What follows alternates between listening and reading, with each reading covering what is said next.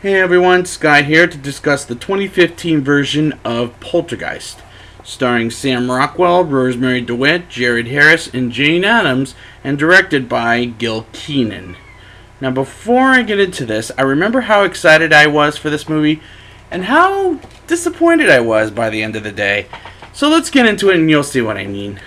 The movie begins with the holograph video game where it wasn't as scary as the snowflakes on the old school TV days. We meet the Bowens, Griffin, Kendra, and Madison, who are the kids, and yes, no Carol Ann, it's instead Madison.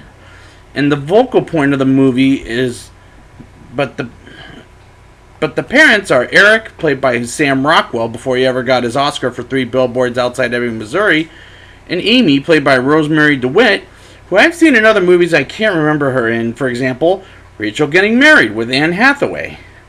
And she was also in La La Land.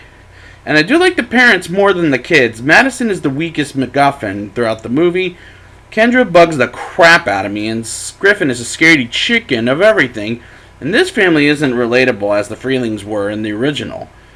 And Griffin, just FYI, he bugs the crap out of me too.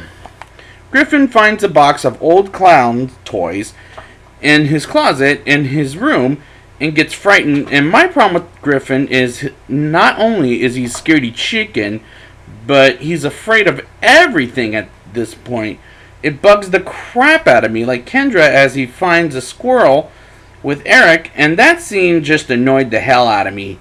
Then Madison finds the TV people in the TV, and Griffin pulls the plug, and Madison says 2 lines. One is, "They're coming," and 2 is, "They're here." Not as creepy as, nor as good as this movie isn't as scary as the original Poltergeist, nor is it good either.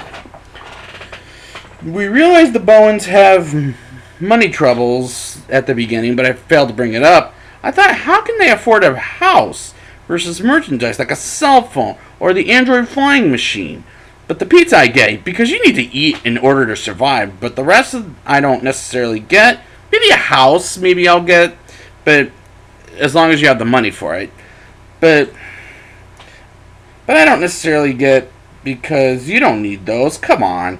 Then the storm comes in and the tree in their yard attack Griffin as well as the clown. The TV people kidnap Madison and put her in with them in the TV, and Kendra gets stuck in the garbage by mud, and all this isn't scaring me, but it's making me laugh, and that's not a good thing. Amy and Griffin go to the Department of Paranormal and talk with Dr. Brooke Powell, played by Jane Addams, and bring Boyd and Sophie along. Meanwhile, Eric drinks beer and can taste oil, or maybe not oil, but some kind of like bug or something, I don't know.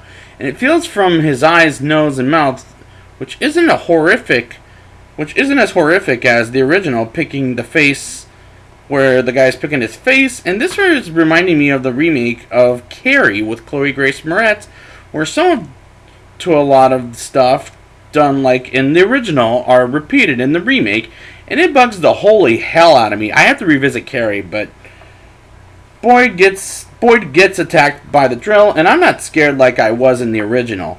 I'm just more along the lines of laughing at this point, and I'm finding the lack of scaring people not working as much.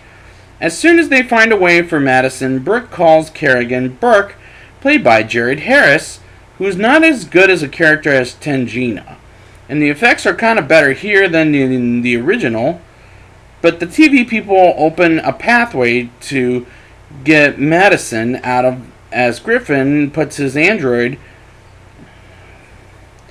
flyer in there. And they put a rope in as Eric and Amy debate on who gets to get Madison out of there. But Griffin decides to go in and grabs her and gets her out of there. And after they get her cleaned up, they try to get out of the house, but the TV people suck them back in and takes Madison back, and Amy grabs her as well as the rest of the family, and Kerrigan goes in the TV world to save them, and the Bowens escape and drive Brooke's car, and they find another house and decides to drive away, and that climax was a dumb cliche way to end the movie. And during the credits, Kerrigan and Brooke host a TV show together, and again, There's no sequel planned on. I'm okay with it at this point. Now it's time for the rating. I'll give this movie a 4.8 out of 10. Not as good as the first two Poltergeists, but better than 3, which is a step up. There were times I thought this is just like the first film, but not as scary or good. I do like the family as protagonists, even though despite two of them bugging the crap out of me, but the effect, and Madison is just useless MacGuffin, by the way. But the effects are better this time, much better, and I'm okay with no more after this. So I'd like to thank you guys for joining me, and until then, the house is clean.